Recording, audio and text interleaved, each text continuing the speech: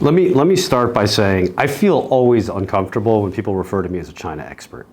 Okay. Not because I'm being or have a false sense of modesty or anything like that, but when you look at China, the foreigners who have been here long enough begin to understand that actually the longer you're actually in China, the less you understand. It's such a deep culture. There's so much history that you can be here for 100 years and you're always going to be a foreigner, a lot why. Having said that, there are some areas where I think, okay, there's some clear miscommunication with regard to how sort of China operates culturally. The best example that I will give to people is somewhat of you could call it a language difference, but I think it is more cultural. And that would be the expression haixing. So when you talk to Chinese people and you ask them, hey, how's your business? And they say haixing, that literally means not bad. The problem is you don't really know is it not bad because they're doing really, really well and they don't want you to know so that you don't get jealous or you don't compete, or is it haixing, like they're doing really, really bad and for purposes of face, they don't want to let you know they're struggling. So the joke is always like, oh, how's your wife's cooking? My wife cooked for you, how is it? And you're like haixing, and you think, oh, okay, is it good or bad?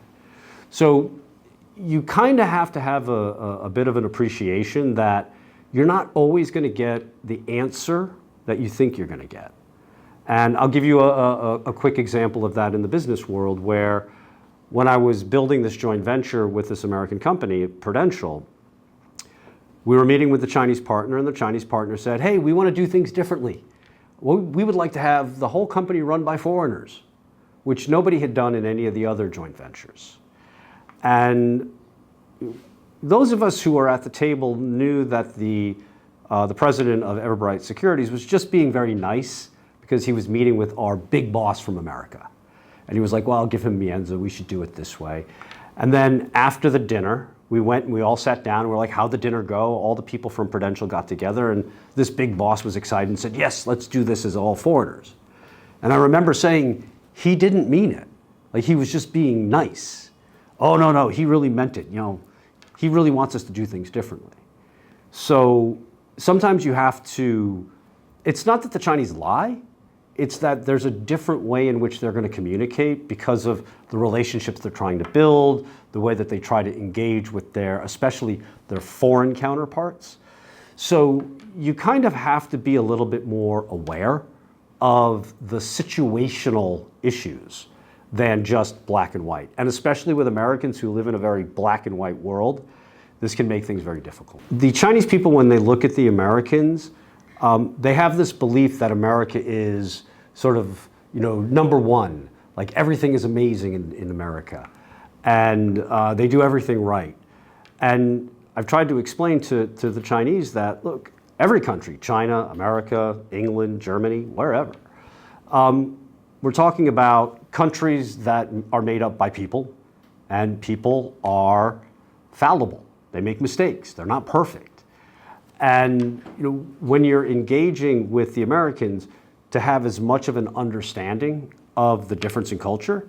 So as I gave the example talking about this big boss from Prudential coming in, maybe it would have been better for the Chinese leader not to say this because he would probably take it as though it was what he really meant.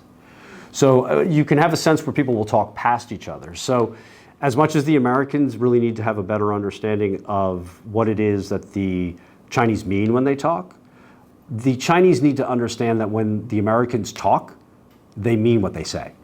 A is A, B is B. So the best way I can tell you right now is it's what we call a civic duty. I tell everybody that, yes, I've been in China for 30 years. Most people, when I will speak with them, there's an expression called a panda hugger. Like they think, you've been in China for so long now that you think China's great and America's bad. I don't think China's great. I don't think China's bad. I don't think America's great. I don't think America's bad. I think, again, these are countries that are just very, very different.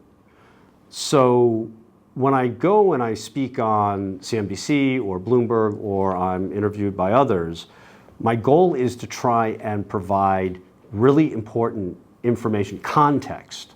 What exactly is going on? And when I go on these other platforms, I'm speaking predominantly to the American public. And what I'm trying to do is I'm trying to get as broad a reach to help explain what those differences are. Because there's, the way that I put it is, when you're listening or hearing people talk about China, they're giving a very narrow point of view. And normally it's a point of view that is meant to serve a purpose, not necessarily a good purpose. My objective is to expand that to make it a much bigger view of what exactly is happening in China. I think it's vitally critical, especially today, this very day, for the American people to have a better understanding of China, because whether we like it or not, and I think a lot of Americans do not like it, this is a world in which China and America both exist, and we are all going to be so much better off if we can all just work together.